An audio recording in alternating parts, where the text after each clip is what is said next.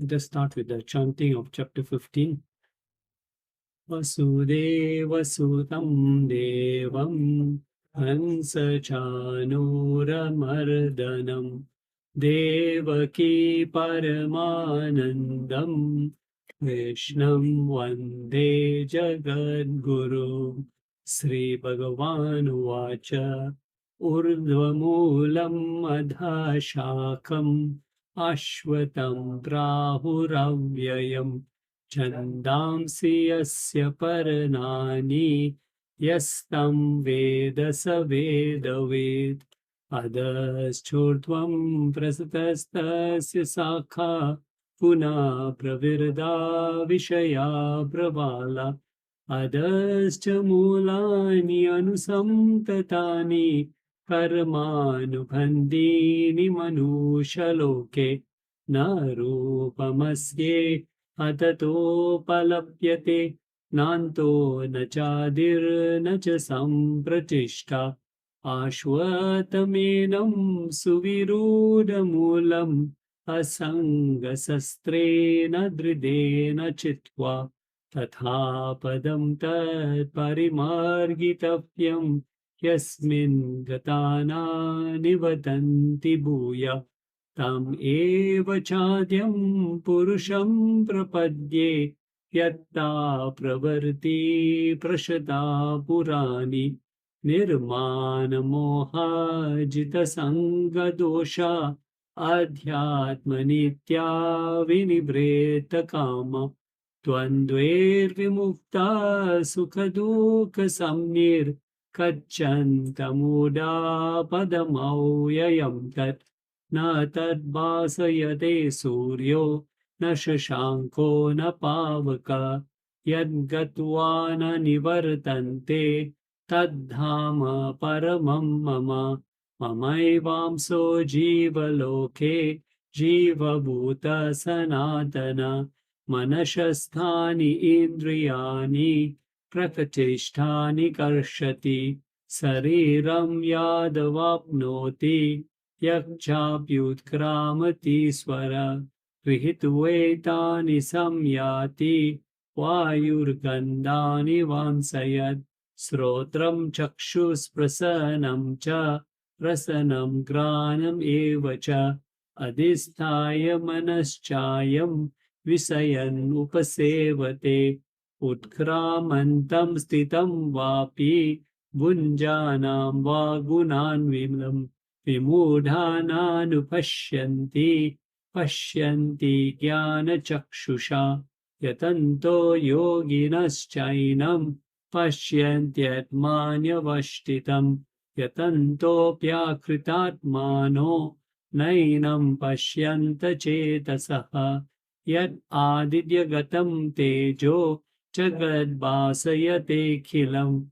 yakchandramasi yakchaknau tattejo vidimamkam kam avishya cha bhutani tarayamyahamojasa ushnami chausadi sarva somavudvarasatmaka aham vaishvanaro bhutva praninam deham ashrita pranapanasamayyukta pachamyanam chaturvidam sarvasya chaham hridhi samnivishto matta smitiryānam apohanam cha vedescha sarve ahameva vedyo vedanta krit veda videva chaham dvau imau purushau loke charascha chara eva cha chara sarvani bhutani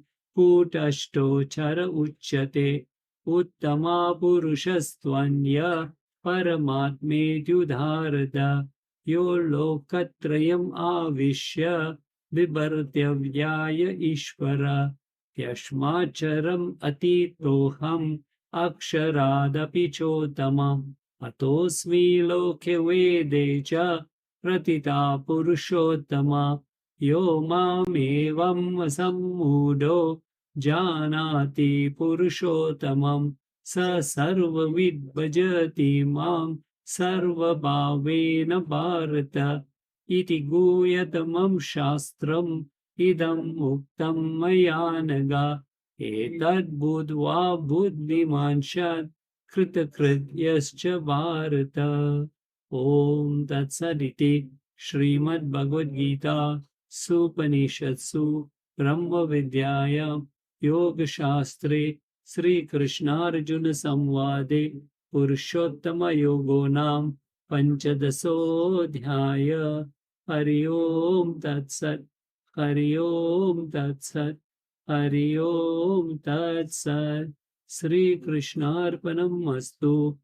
Sudevasutam Devam Kansajanurvardhanam Devaki Paramanandam Krishnam Vande Jagadguru.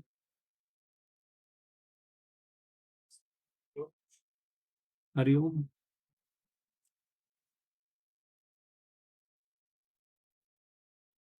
So last week we stopped at chapter 18, verse number 40. And there we saw that Krishna mentioned that there is not a being on earth nor in heavens and among the nor among the celestial beings who is free from these three gunas. The three gunas, satvic, rajasic and tamasic. And where do these gunas come from? He said prakriti jai. That means jai means they are born off from prakriti. So what did we learn last week? That how many components are there in this whole creation? Two. One is prakriti, which is matter. The other is purusha, which is consciousness. So you have prakriti and you have purusha. Everything in this creation is made up of prakriti and purusha.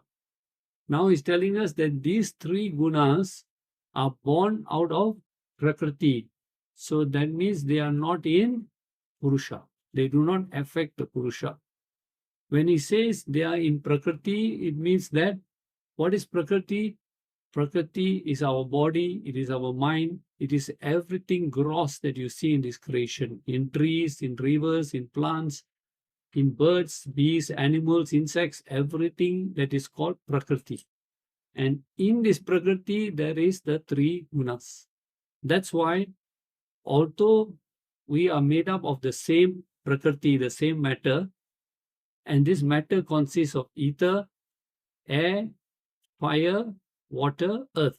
These are the five elements that make up our body, our mind, everything.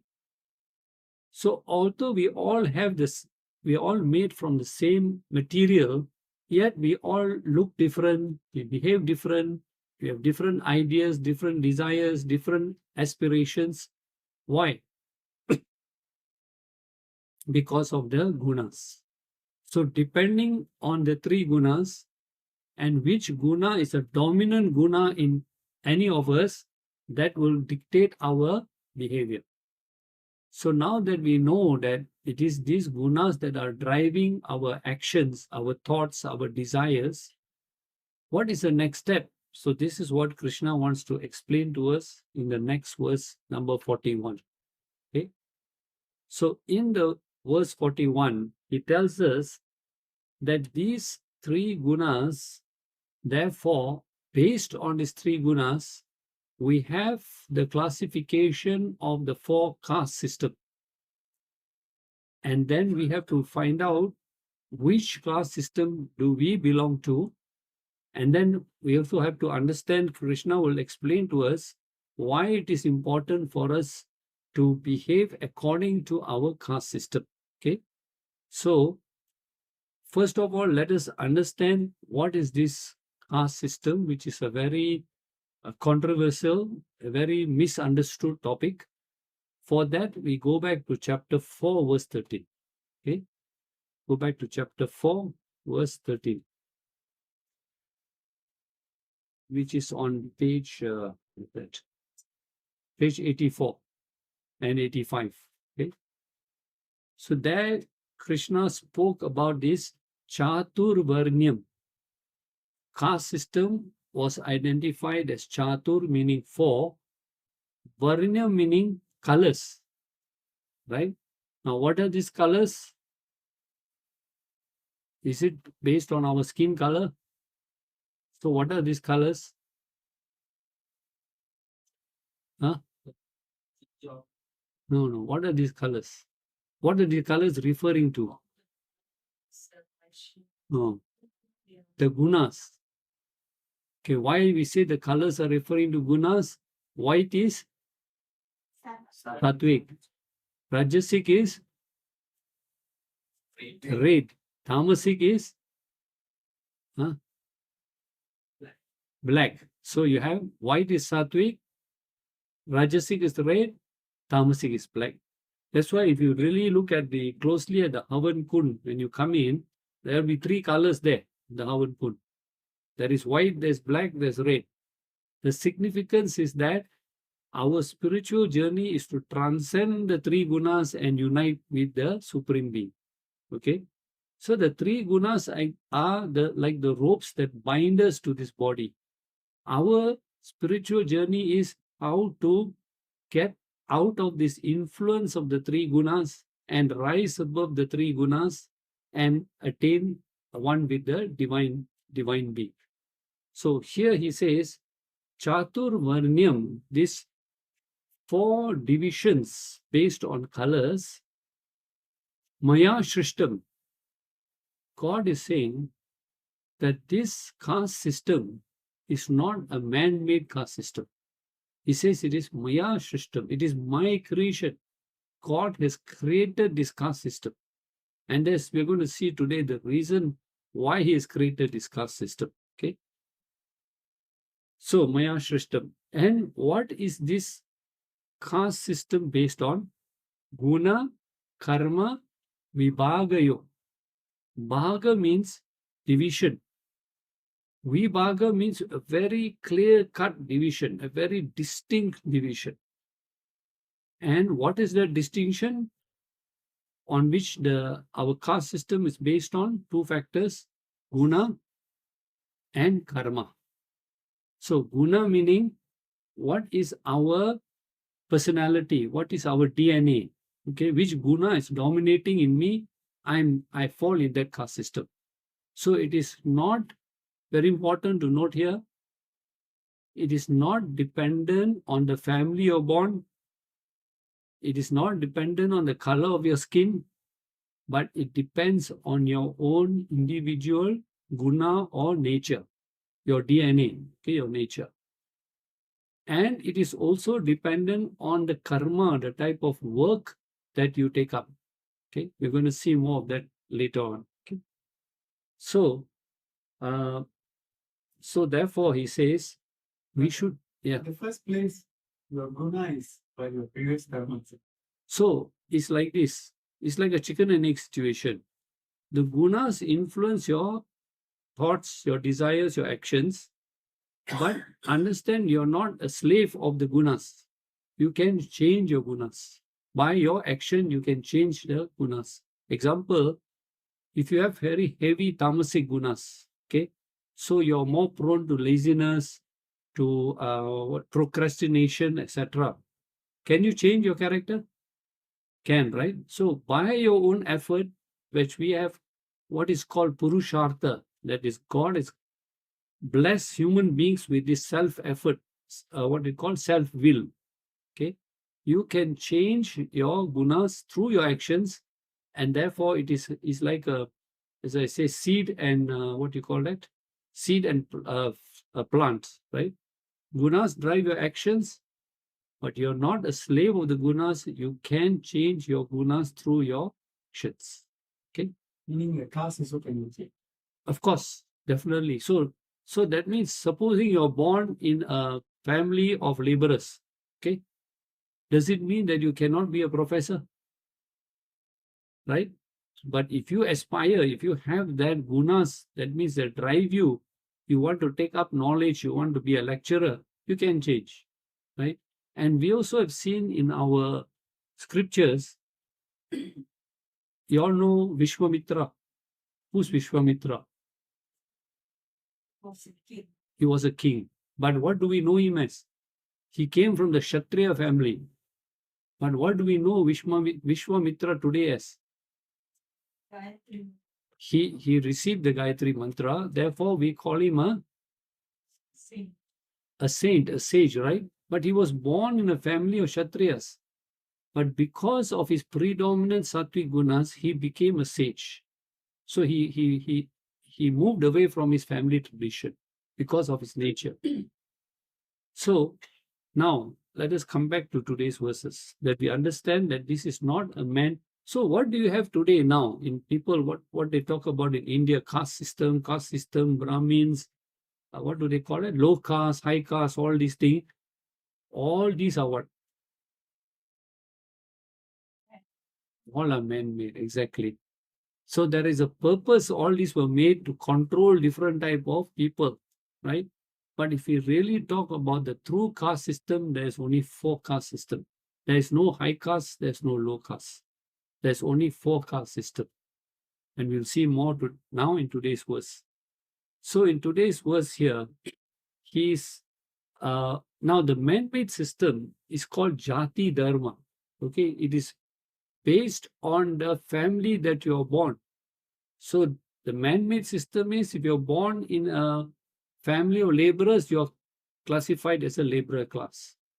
But the system that is created by the creator, the supreme being, is not based on the family you're born, it is based on your own inherent gunas also. Okay. So now let us first understand the colors. Why is it called colors? So if you are a Bramana, which is your predominating guna? Satvic. Which is your second guna? Rajas. And your third guna will be tamasic. Tamasic will be very weak in you, right? Rajas will drive you to activity, but because your sattvic gunas are predominant, your activity will be more towards gaining knowledge and teaching knowledge. So that is Brahmanas. Okay. Now, Kshatriya, which is the predominant guna, Rajas, secondary guna, Sattvic, and the weak guna will be the tamasic. Okay, so Rajas, which means you're very active, backed by Sattva and very little tamas. Now we come to Vaisya. Predominant guna, Rajasic, backed by tamas and very weak Sattva. So you notice now the difference between a Kshatriya and a Vaisya.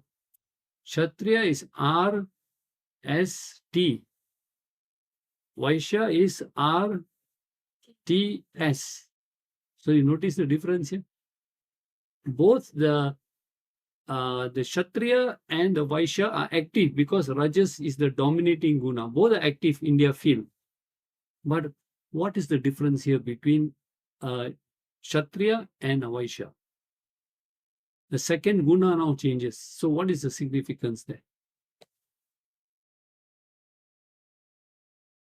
Do you see the significance?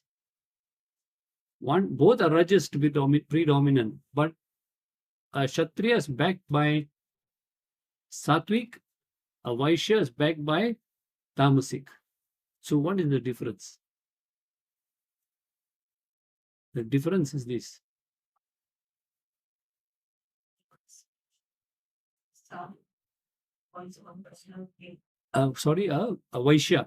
Vaisya is doing things for personal gains. Okay, very good. And a Kshatriya is also active, but for the common good, exactly. Because a Kshatriya is active, but because there is his Rajas is active, but because he's backed by Sattva, he wants to do active action for the common good. Whereas a Vaisya is also active, but he is more selfish in his activities. That is the difference. Okay? And then we come to the Shudra. Shudra is which dominant guna? Tamasic, backed by Rajasic and very weak Sattvic gunas. Okay? So this is the basic color classification. That's why it goes by color classification. It is nothing to do with the color of your skin, etc. Okay? So now we look at this verse here, 41. What does Krishna say? He says, karmani, all the duties that we have, whatever duties that human beings have, whatever you're a doctor, lawyer, engineer, teacher, etc., karmani are pravibhaktani. Vibhaktani means classified or divided. Pra means the word pra, which is the prefix which is applied here to vibhaktani. It means very clear distinction. There is no confusion. There's a very clear distinction of how our duties are classified. There is no clash, a very clear understanding. Okay. So, what are our duties based on? Svabhāva, prabhave, gune. Our nature, swa means your own bhava, your own nature. What is your inclination? So that's why you find parents want their children to be what always? Huh? Doctors, engineers, lawyers. But then the son says, no, I want to be a cook. I want to be a what, chef. And then they are not happy about it. But why does he want to be a chef? Or a painter? Huh? Because of that svabhāva, because of that very inherent nature that is leading him or her towards the arts or towards sports or towards something else different. So swa means your own bhava, your own nature. And where did this nature come about? The Lord says, prabhave gune. It is born out of your own gunas. Which are your dominating gunas? They will dictate your own nature also. And therefore, he says, based on these gunas and your own nature, you are classified into 4 different caste systems. And what are they? First is Bramana. He mentions in verse 41, Bramana, Ksatriya, Vaisya, and Shudra. Okay, so there are 4 caste systems and only 4 caste systems. And how are they classified? According to your nature, which is born from your own gunas. Okay, which is again born from your own past actions. Now, so now in the next verses 42 and 40. Brahmana and Brahmita equivalent. Well, we use it very loosely, the term Brahmins and all that, but the right word here is Brahmana. Okay, right? So Brahmins, the way it's used nowadays, is like you're a high caste Brahmin. But there's no such thing as high caste and low caste. Okay. So now in verse 42, 43, and 44, he will break down each of these 4 castes and tell us what is the difference between each of these 4 castes. Okay. And this 4 caste system also is mentioned in many other scriptures, like Mahabharata also is mentioned. Yajnavalkya Smriti also, there's one text which is written by Yajnavalkya. All that is mentioned about this 4 caste system. Okay. So here in verse 42 first, he gives us 9 duties or nature of a Brahmana. Okay. First of all, he says, how is a Brahmana classified? Number 1, the quality must be samaha. That is the very first quality. So you see, he's going by the nature of a person. Okay, very important to note that. Samaha means one who has control of the internal organ, one who is the master of his mind, his or her mind. Okay, sometimes it is called mano nigraha. Okay, mano nigraha means mastery over the mind. Now, what is mastery over the mind? Does it mean suppression? What do you mean by mastery over the mind? Is suppressing the mind mastery over the mind? So what is the meaning of mastery over the mind? Using the being faculty, Right. discriminative faculty. Right, to guide the mind. So one who has got a sharp intellect, and how did he get a sharp intellect? Now you all know the difference between intellect is called what? buddhi. And mind is called what? Manas. So, which should guide which? So that means Buddhi should guide the manas. So, in order for buddhi to guide your manas, and what is the difference between buddhi and manas? What is the difference between intellect and mind? Mind is desires and also subject to likes and dislikes. Whereas buddhi is the discriminating faculty. So therefore, if your buddhi is sharp, you have a discriminating faculty, it is strong, it will guide your mind. But how do I make my buddhi strong? Read what? Yes, that's one way, correct? So it means by reading the scriptures, by getting the spiritual knowledge, the more and more you read, the more and more you strengthen the intellect, and then the intellect will give the guidance to the mind to go in the right direction. So mano nigraha is not suppressing, samaha is not suppressing the mind, but giving a right direction to the mind. The person is very clear about the goals of life, what is right, what is wrong. The person is very clear about that. That is called sama. Perfect mastery over the mind. Okay. So the mastery of the mind, which is attained by a strong intellect. The second is what is called as damaha. So these two factors are very important. Samaha, damaha, they always go hand in hand. Samaha is mastery over the mind, the internal organ. Damaha is mastery over the external organs, which are the senses, the five senses, right? So way back in chapter 3 also Krishna told us the senses must be controlled by what? Senses must be controlled by what? By the mind. And the mind must be controlled by the intellect. So that is the order, right? Your intellect is sharp, it controls the mind. The mind comes under the control of the intellect, it will control the senses, right? The senses are said to be like wild horses running in every direction. So the word in Sanskrit for senses is called indriyas. And one of the words, one of the meanings or interpretation of indriyas is tentacles. So just like tentacles are reaching outwards towards the world for enjoyment, our senses like to run outwards. Whereas the intellect and the mind has got to pull in and rein the senses. Just like you remember the Krishna chariot, right? The 5 horses representing the senses and the reins representing the mind and Krishna representing the intellect. Okay? So second is damaha, which means control or mastery over the 5 senses. Okay? That's the second quality. So now you can see now who you call a Bramana. It's not because of the family is born, because he or she has these qualities. Superiority, control of the mind and the senses. Does not lead a decadent life. He or she is very clear about the goal of life.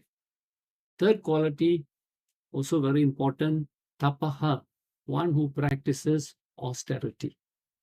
Now again, austerity does not just mean fasting, that is called austerity. What is the proper meaning of tapaha, austerity, which I have told you in this class before? How should we understand austerity is?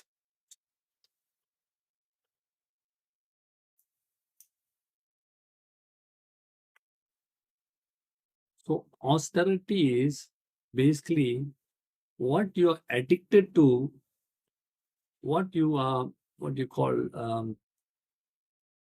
what you are addicted to or attached to, how do you control it? So austerity can mean anything also. For example, if you like to drink 5 cups of coffee a day, how do you practice austerity?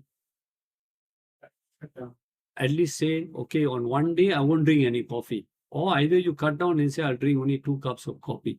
So austerity is willful self-denial. Okay, any wrong habits or bad habits or excessive habits you have and you're able to control them, and that is austerity. Now, way back in chapter 17, verses 14 to 17, Krishna talked about the 3 types of austerities. That is austerity of the mind, austerity of the speech, and austerity of the body. So austerity has got to be practiced at all the 3 levels. We've already covered this in the chapter 17. You can go back and read verses 14, 16, 14, 15, 16, 17. Okay. So austerity of the mind briefly is ensuring that you cultivate the right thoughts. Okay, you must not have harmful thoughts, angry thoughts, aggressive thoughts.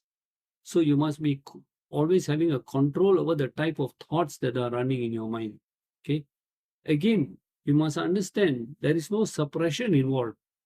How do you direct your thoughts in the right way? The only way is to channel your thoughts into a higher or noble, what we call thinking, right? Rather than suppressing, giving your mind more activity on higher or noble thoughts. So a person here who practices austerity always keeps his mind focused on God, focus on scriptures, focus on dharma. That is called austerity of the mind.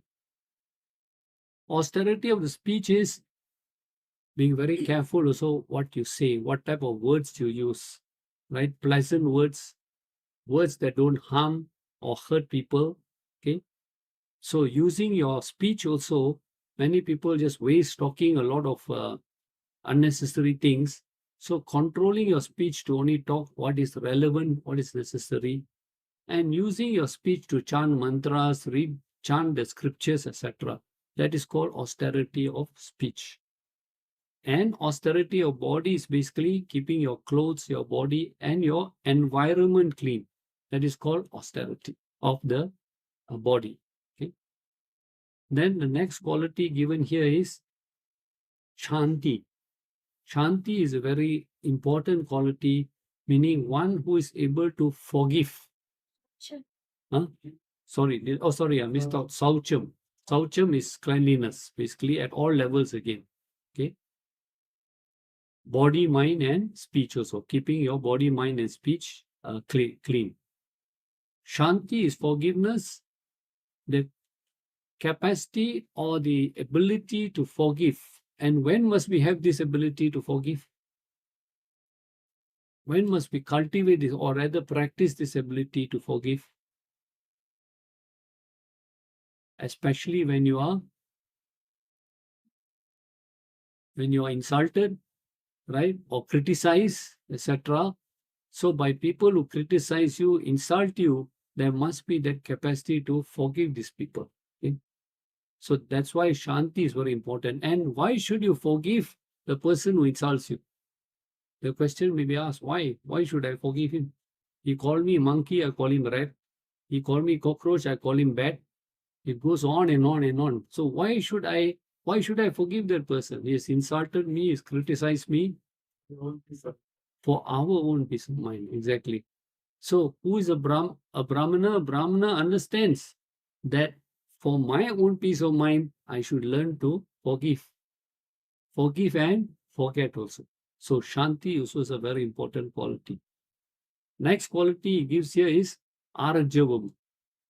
Arjavam is a very, very important quality, which means straightforwardness. So what do we mean by straightforwardness? Because today this thing is not practiced at all. Many people don't practice this Arjavam, straightforwardness. So what do we mean? The same as frank. Huh? The same as frank. In fact, Same as being what? frank. Frank. So sometimes I heard some people. No, it doesn't mean honesty or frank. Straightforwardness means what? Huh? Say what you mean. Say what you mean. What? Direct. What do you mean by direct? Right, direct. So you don't go around. Oh, say whatever you want to say. Say whatever you want to say, but in a nice way. Nice way, okay. Sorry? Integrity. Integrity. Okay, you're near the answer, but what it means is this.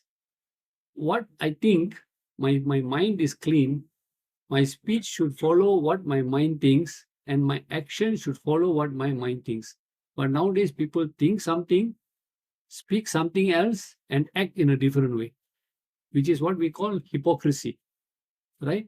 They project themselves as very spiritual, very humble, but their thoughts are totally different. So when we talk about arjava means my thoughts, my words, my speech and my action should all be aligned, right? If I preach the truth, then I should walk the truth. If I preach the truth, I walk the truth, I should think also the truth. Okay. So nowadays, this is one of the most difficult qualities to find. Right? So we always meet these kind of people. They say one thing, but you never know what is inside their mind. Arjavam is this straightforward. Okay? So the person is not deceptive. Person is, you can say honest, but it's not deceptive. Next quality Krishna adds is another important quality for Bramana, jnanam. Jnanam basically means knowledge. Okay, one who is engaged in the constant study of the scriptures. Okay. Now, is jnanam enough? So every day I'm just reading the scriptures every day. You know, I read one whole chapter of the Gita every day. 18 days I finished the whole Gita. You know, one person went to a Swamiji and said, Swamiji, I've gone through the Gita 20 times. 20 times from front to back, I've gone through the Gita. So Swamiji said, it's very good that you have gone through the Gita 20 times. But has the Gita gone through you? Yeah. Meaning what? Huh? Application. Okay, before application, understanding and absorbing the knowledge. So jnanam is reading and knowing the knowledge. But then comes a second quality there is put there. Vijnanam. You see, the word jnanam is still there. So there's jnanam and vijnanam, which was the title of which chapter? Now this is a test for you all. Very quick, title of which chapter in the Gita? Jnanam. Jnanam and Vijnanam was the title of one of the chapters of the Gita. Must set an example, a test for you now. Chapter 7. Jnana Vijnana Yoga, chapter 7. So, Jnanam is there, but Krishna adds in Vijnanam now. So, the word V is a prefix to Jnana means what now? What is the difference between Jnanam and Vijnanam? So, how do you get wisdom?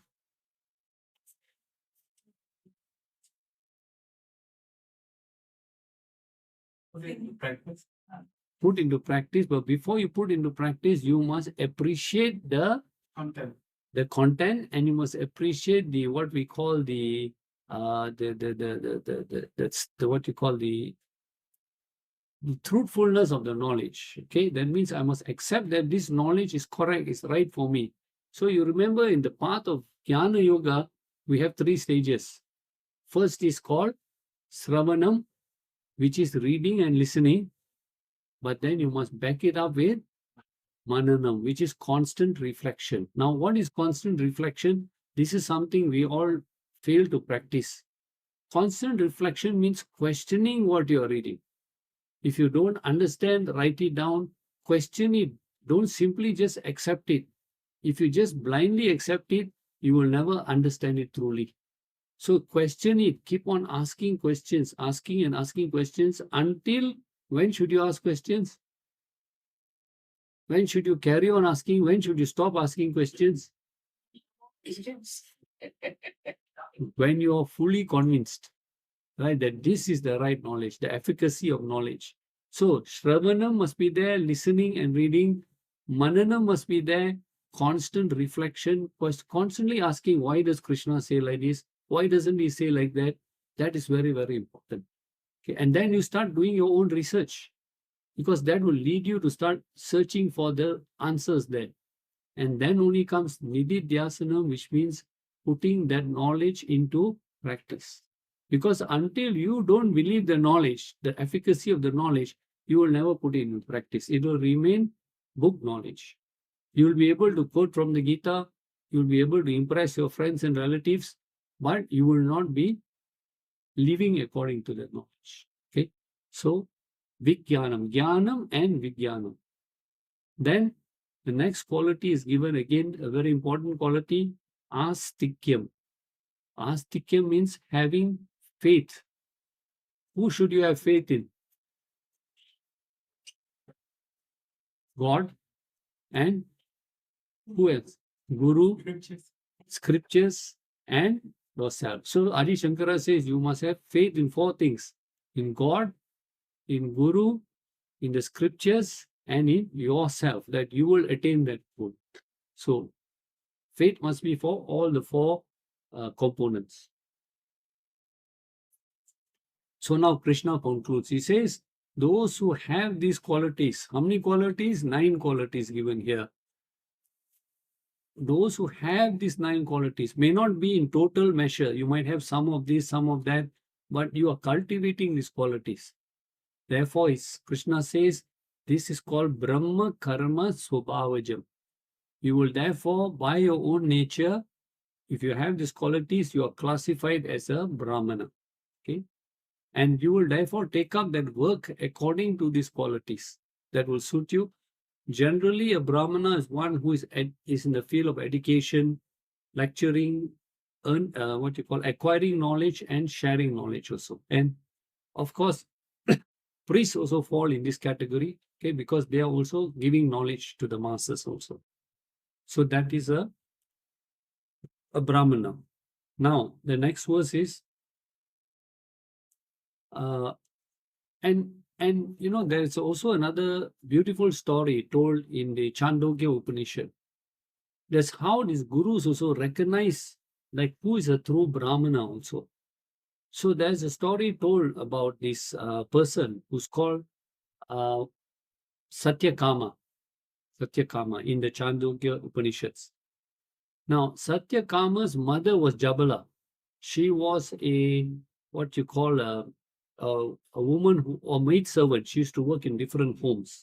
Okay, so Satyakama, he had a intention to go and study the scriptures. He didn't want to follow the family's tradition. He was a more satvic person. So he went to see the guru, and the guru was called Rishi Haridrumata Gautama or Rishi Gautama.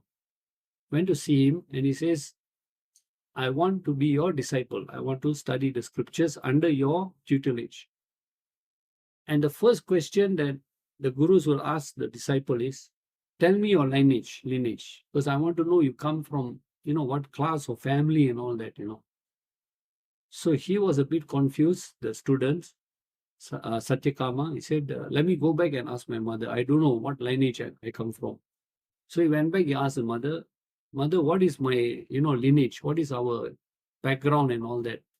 So she told him, I also don't know, because I used to work in different households. I had no time for all this. So I really don't know from what lineage you come from. So next week he went back to see the guru. The guru said, did you find out? He said, I'm sorry to say that I do not know. I asked my mother. She said she's a maid servant. She worked in different households. So she also doesn't know what is our lineage.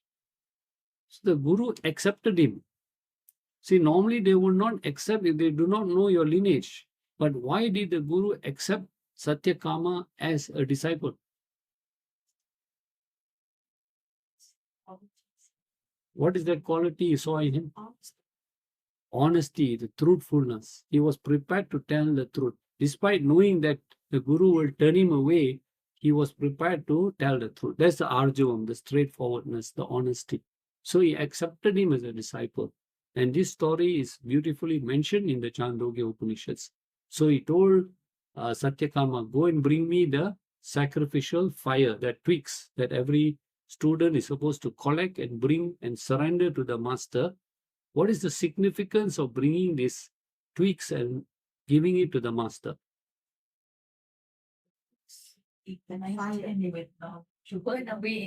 So the twigs are something that are ignited easily. So indicating to the master that my mind is ready to receive this knowledge also. It's a very symbolic thing. Okay. So this beautiful story is told there, the Chandogya Upanishads, to tell us that the quality of a Brahmana is there, truthfulness. So you can see in the person, okay, the truthfulness. This means, Huh, does it mean that he's a Shudra? possibly. So Could be. is there any achievement for Shudras? Yeah, there is. Of course, that means she comes from the lineage of Shudras, of what we call laborer class, right? By right, he should not be even be given this knowledge. But There be, are other types of Shudras also. what do you mean by other types? I mean, in still. Ah, oh no, lineage mean, are you coming from a Brahmin family or a he didn't know because father was not there. Right. So the mother said, I also don't know, But he was honest enough to tell the guru. So that honesty indicates that you have that Brahmana nature in you, that honesty is in you. So now we The guru determines by his parents' occupation, that kind of thing. Not based on his character.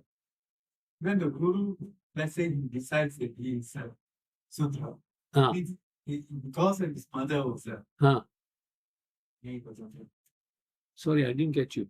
What do you mean? I mean, yeah, reading that it's based on, or like for example, the Brahmana is based on this Qualities. characteristic. Yes, right. But this one, when the boy comes, Ah, he declares himself as a Sudra, like Huh. you said just now, Huh. he might not be accepted. correct. That means the guru himself used that as a criteria. If he had declared himself as a Shudra, he would not have been accepted. Yeah, But but that means it's based on the parents' Yeah, in those days, that's what they used to do, how they accept the disciples, even enlightened gurus. even enlightened guru. But you see, that's how they accepted. That's why the first question they ask the disciple is, what is your lineage? But here he didn't know his lineage, but just by his character, he was able to determine that you are a Brahmana. Okay? But these stories are told to us to understand that it is not the family you're born in that determines your caste also. Okay? So now 43, these are the duties or qualities of a Kshatriya now. Okay? Kshatriya again, rajasic gunas predominant. So basically, Kshatriyas are those who are involved in law and order, in maintaining law and order, your police force, your navy, etc. The kings, and even the what you call the politicians also, they fall into this category of Kshatriyas, right? But again, remember, rajasic gunas backed by satvic. So the politicians are supposed to serve who? The people. So that's why they fall into that category, and that's why they are called the Kshatriyas. So what are the qualities of the Kshatriya? First quality given here is Shauryam, which means heroism. Okay, there are many translations to this word. One is heroism. What does heroism mean? Heroism means that you are prepared to face what we call challenges in order to enforce Dharma. Because that was a duty of a soldier. Whatever challenges they face, but in order to uphold Dharma, they are prepared to give up their lives, they are prepared to face all types of challenges. So one who's prepared to give up his life or prepared to meet all challenges, but to ensure that Dharma is not violated, that is the quality of a Kshatriya also. Second quality given here is Tejaha. Tejaha means one who has power. So this power can mean many things. It can be financial power, political power, etc. But we must remember one thing, that this power must only be used for the service of the masses, the service of the people, and not for that own person's service. So Tejaha is any type of strength you have, financial strength, family strength, political strength, etc. Okay. Dhriti, next quality of a Kshatriya, is fortitude or perseverance or willpower. Determination to carry out all your duties and face all your challenges. You never give up. That is called Dhriti. Next quality, Daksham. Daksham means you know how to use all the resources which are available to you. For example, if a soldier also must know what type of weapons to use, how to fight the enemy, how to plan his army, in what formation, etc. Whatever resources, whatever finances, political power, etc. you have, you must have the capability to use them to carry out your duties. So that is called daksha. And here, one very important quality that Krishna is saying, especially I think more targeted towards Arjuna. This is called apalayanam yuddhe. Apalayanam yuddhe. Yuddhe means battle. Apalayanam means not running away from battle. So that means one who is prepared to face all battles and does not give up. He carries on fighting till the end. So in a way, he's telling Arjuna also, if you are a Kshatriya, you fall under this category. One of the qualities is apalayanam yuddhe. You should not run away from this battle also. Okay? So Arjuna, we remember that he wanted to run away and take up the duties of a sannyasa. While taking up the duties of a sannyasa is something very noble, but yet Krishna has totally advised him against doing so to run away from the battle. Next quality that he gives here is dhanam. Dhanam is generosity, charity, because in those days the kings or the politicians or whoever they are, and today of course politicians, they have the capacity to give away all this dhanam or charity to the masses also. So kings also use their wealth to help the poorer subjects and all that. So dhanam also was a quality of the Kshatriyas. And the last quality he mentions here is Iswara Bhava. Iswara Bhava means the right rule or the order. That means making the right decisions to protect the people. So when people come to them with their problems, come to them for protection, the kings or the Kshatriyas, they look after the people. They use their power to protect the people, to enforce the right rule. So here Krishna summarizes and says, one who has these qualities, they are Kshatram karma svabhāva. Their nature will lead them to take up the duties of a Kshatriya, which in today's case is your armed forces, your police, navy, etc., your politicians, etc., who serve the public. Okay. So remember again, the gunas are what? Rajasic gunas backed by satvic gunas and very little tamasic guna. Yes. Take the politician, right? Let's say, as a politician, you have a lot of power and you use them wrongly, like you corrupt Right. power. Does that make him have tamasic and powerful? Yeah, so that means you cannot call that person a Kshatriya anymore, because that person has taken up the role of a politician, but not to serve the people, but to serve himself. So actually, you can't call him a Kshatriya, you should call him a Vaisya, because he's making things for his own benefit, right? So again, if he's born in a family of politicians, and let's say the father and grandfather have been serving the public, and this fellow decides to follow the politics, but he ends up serving himself. So you cannot call him a Kshatriya anymore, but you should call him a... That means by right, what he should do?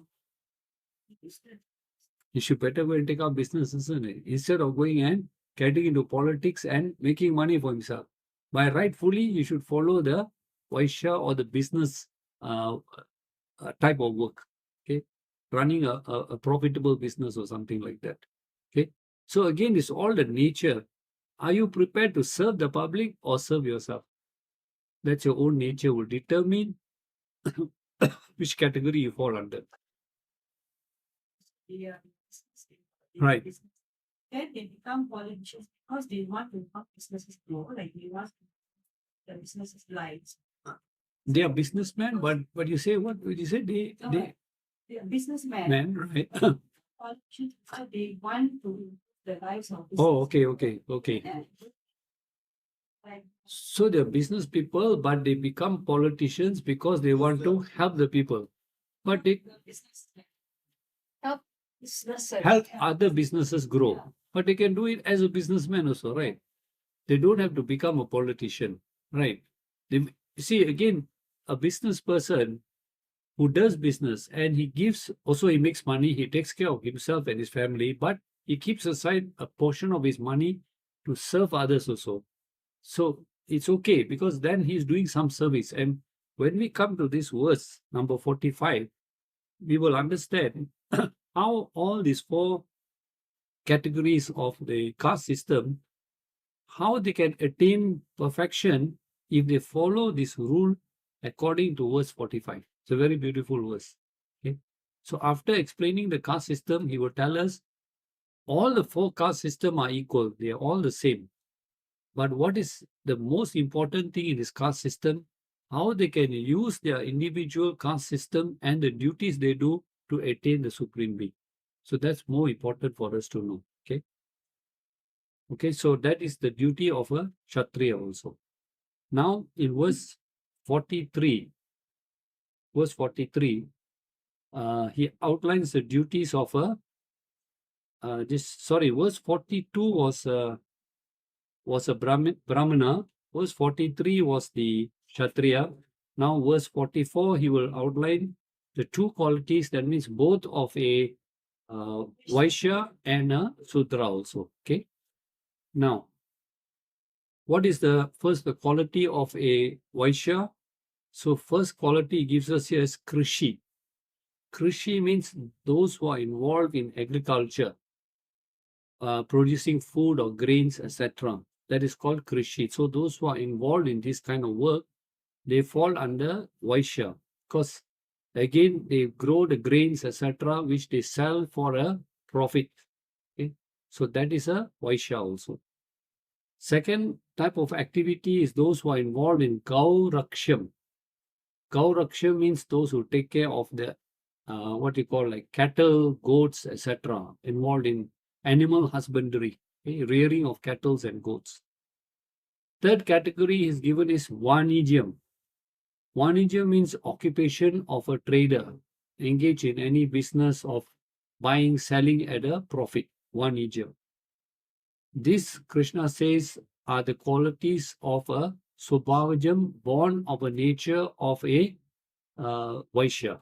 Okay, so anybody involved in trading, what you call, as long as you are acquiring goods and selling at a profit, you are doing agriculture, you are taking care of animals for the purpose of acquiring money, profit, then you fall under a Vaisya.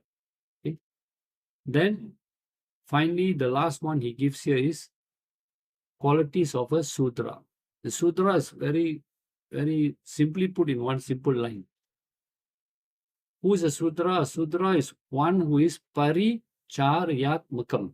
Paricharyatmakam means one who is in the service of the other three classes, who does service for the other three, from the Brahmanas, for the Kshatriyas, and for the Shudras. Okay? So anybody who's engaged, basically today, all your drivers, delivery people, so forth, laborers, etc., they all fall under the Shudra class. Okay. Now the question is, who is superior, who is inferior? Who is superior, who is inferior? Now, one is you take up the duties based on your own svabhāva, your own nature. The second is, of course, our duties also change according to the stages of life. That means when we are brahmachari, we will be focused more on studying, acquiring knowledge, passing our exams. You're a family man, you have different duties. As you grow older, the duties change. But now the question is, who is superior, who is what we call inferior? And this is where the scriptures again tell us that the four caste system actually is four parts of the Supreme Being. So the Brahmanas come from the head of the Supreme Being. Okay. That means they are inclined towards knowledge, acquiring and teaching knowledge. Kshatriyas, which part of the Supreme Being do they come from? The two hands. So to serve the people and for law and order and for protection. Vaishyas, Which part of the Supreme Being? Huh? They don't. What? The stomach. Some say the stomach, some say the thighs also. Okay, so stomach is basically the person who, what you call, does work, but to satisfy his own needs. So that is a Vaisya. And finally, the sutras come from the feet of the Supreme Being. So what you're trying to tell us is nobody is inferior, nobody is superior. Because if you cut off one of the limbs, the total body also cannot function also. So every part of the limb of the body must be working for the whole society to function. So we must be very careful not to let people influence us and tell us that, oh, your caste system is discriminating and all that, because they don't understand the true meaning of the caste system. Is to direct people to take up work according to your own nature. It's nothing to do with your family lineage. Okay. So now we come to the very most important thing. After explaining to us about this caste system, how do we apply it on the spiritual path? That is one more important thing we want to know. Okay. My caste system, I take up the duty. I become a mechanic, I become an engineer, I become lawyer, teacher, etc. Okay. But how do I apply this so that I can succeed on the spiritual path? So this verse 45 is very, very important. So here Krishna says, Abhirataha, being devoted, you must be devoted to what? Sve sve karmani. Sve sve means your own karmani. Be devoted to your duty. Whatever duty you have taken up according to your nature, right? Whatever you have decided to take up, whatever profession, etc. Okay, be firm on that path. Meaning what?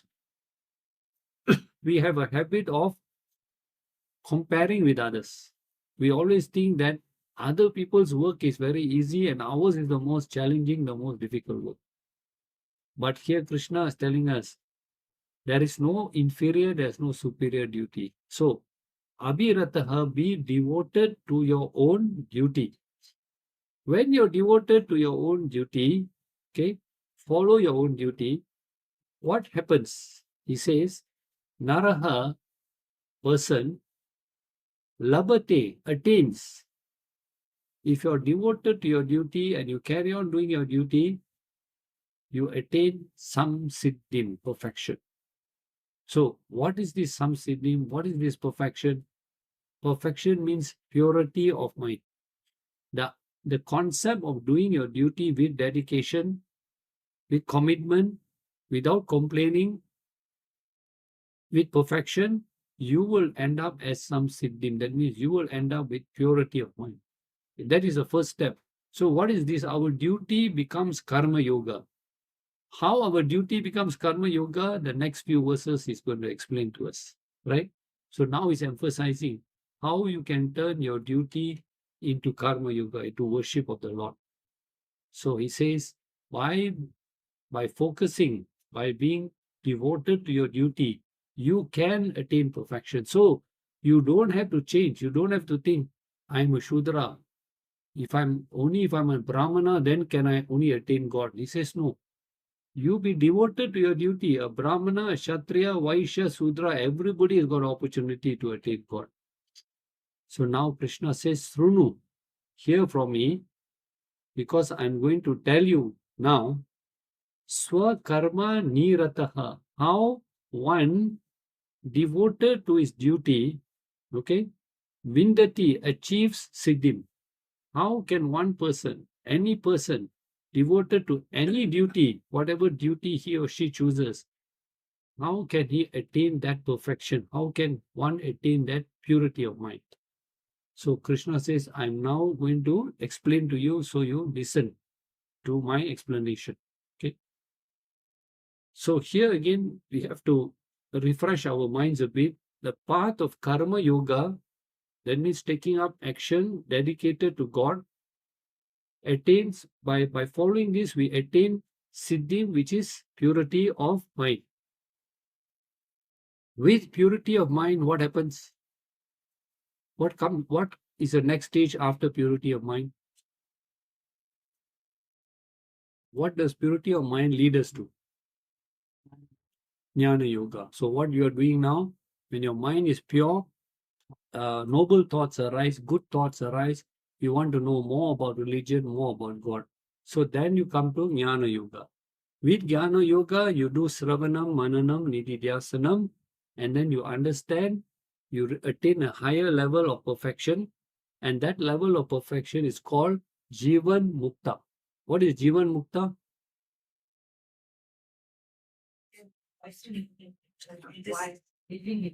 While you're living, you get enlightenment. While you're living, you get, and this enlightenment means what? Do all your problems go away? Do you strike a lottery suddenly? So what do you get? It's all answered. Because it is? It's all answered as to why. Okay, you have all the answers to life. Yeah. Means what? You are not disturbed by the ups and downs of life. You are able to navigate the ups and downs of life. So now see where we started. We started with doing our duty as karma yoga, dedicating our actions to God, attaining purity of mind. We get the thirst for knowledge. We go to Jnana Yoga, we acquire this knowledge, we become Jivan Mukta, which means while we are living, we are unaffected by these ups and downs of life. And then what happens? Then end of story. Finish. Is that called moksha? Huh? Is that moksha? You tell me. Is that moksha?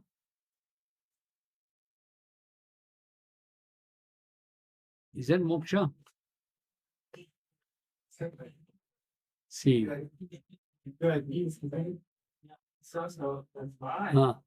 So you have to finish your prarabdha karmas. While you are Jivan Mukta, you still have to exhaust your prarabdha karmas.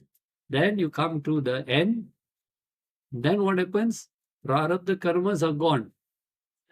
Sanchita karmas remain. Agami karmas are gone, because when you attain that enlightenment, you don't make any more wrong actions. So you still have Sanchita karmas. What to do then?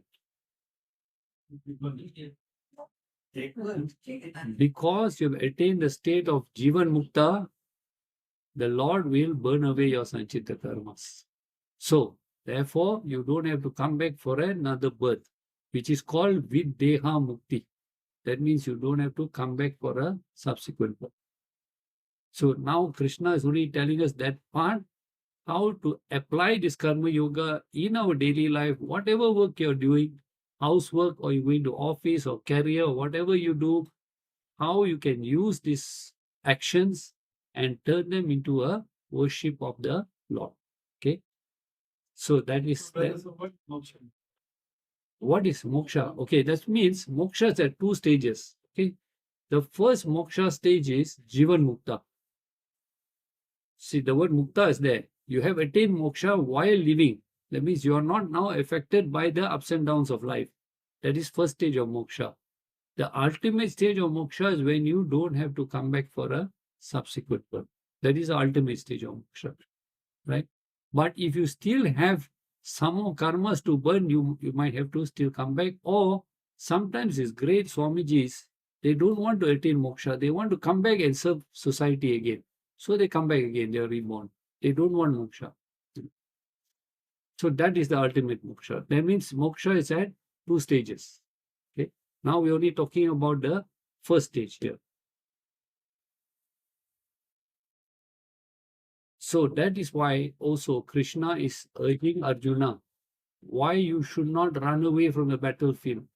Because every duty is the same. There is no superior, inferior duty.